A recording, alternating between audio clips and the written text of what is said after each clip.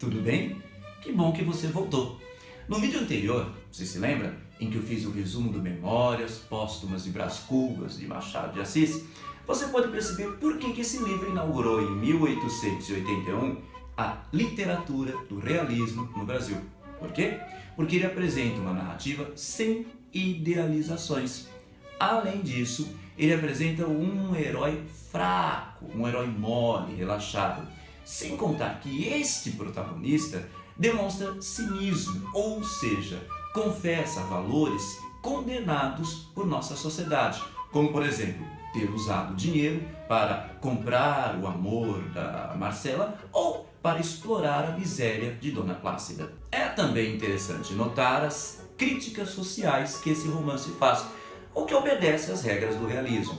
No entanto, nosso Machadão foi muito mais criativo nesse ponto, porque ao invés de apresentar um narrador em terceira pessoa com um discurso inflamado contra a classe alta, responsável por muitos dos problemas sociais, o Machado cria o Brás Cubas, que é um narrador em primeira pessoa, membro dessa elite. Assim, ao dar voz ao integrante dessa classe privilegiada, ele permite que essa personagem mesmo se exponha e vá queimando o seu próprio filme. Dessa forma, você pode perceber que o saber enciclopédico do Brás Cubas, você viu quanta coisa ele citou no seu livro? Bom, esse enorme conhecimento cultural não lhe garantiu nobreza de espírito. Ele parece representar muito bem certos membros da elite brasileira.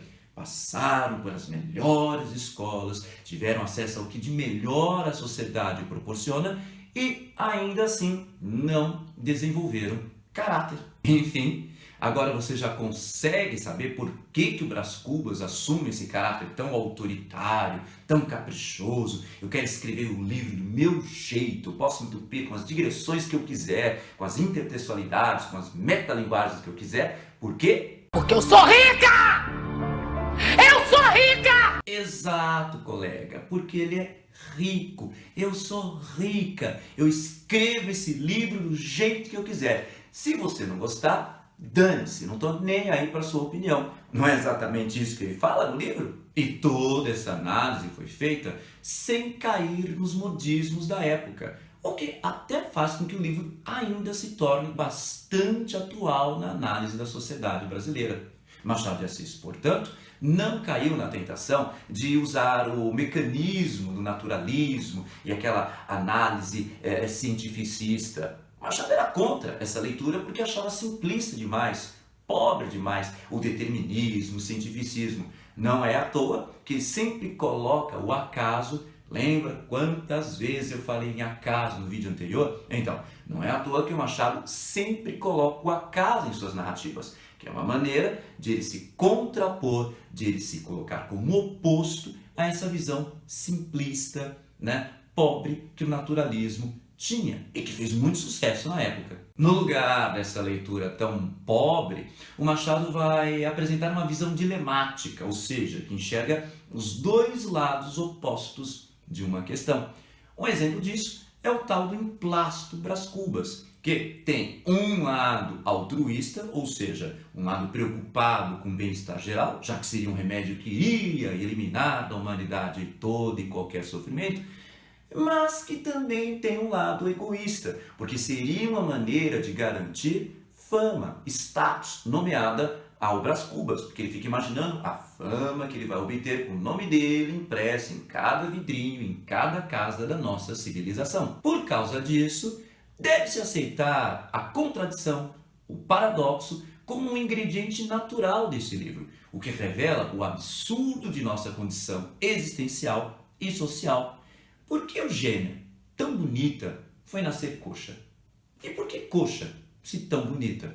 Por que Brás Cubas, que estudou na Europa e teve contato com o que há de mais moderno, é escravista? Todas essas considerações nos permitem perceber que a sociedade de Brás Cubas não é lógica. Na verdade, ela está apenas preocupada em manter privilégios, mesmo que a consequência disso seja a manutenção violenta de um sistema de injustiça social. É o que você pode perceber, por exemplo, no capítulo O Vergalho, em que Prudêncio, depois de ter ganhado a carta de alforria da família Cubas, mesmo sabendo quão ruim foi ter sido escravo, o que ele fez? Comprou um escravo e descarregou nele tudo o que havia sofrido na mão do Brás Cubas.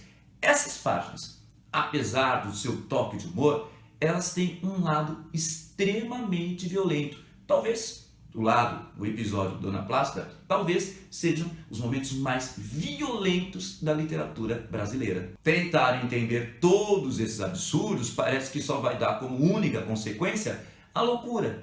Aliás, esse é um outro tema recorrente, ou seja, que aparece várias vezes no livro.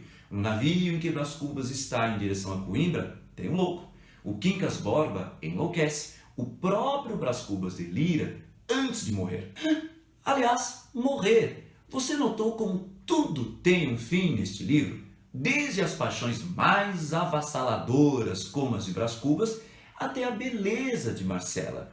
Tudo se encaminha para o fim. Finitude.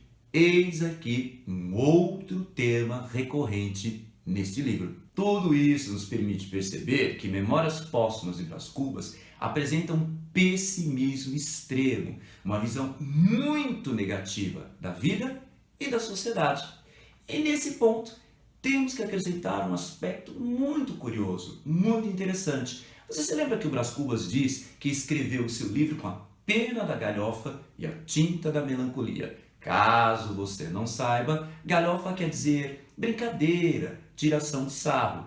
Em outras palavras, essa obra foi escrita numa mistura de riso e melancolia, num humor triste, num riso triste. Humor de gente madura. Então é isso. Estas são apenas algumas das observações que eu queria que você tivesse em mente a respeito de Memórias Póstumas de Brás Cubas. Mas, se você estiver interessado em mais outras informações sobre esta obra-prima da literatura brasileira ou sobre outros livros cobrados pelo vestibular da FUVEST ou da Unicamp, basta comprar o meu livrinho de resumos, análises e comparações por meio deste link aqui. E espero que esse vídeo tenha sido útil. Se você gostou, curte aí, compartilha e não se esqueça de se inscrever no nosso canal para ficar sabendo de todas as novidades que estão chegando aí. Um beijo deste que não é nem defunto, nem autor, mas um grande preocupado com o seu sucesso nos vestibulares que estão chegando aí. Até a próxima.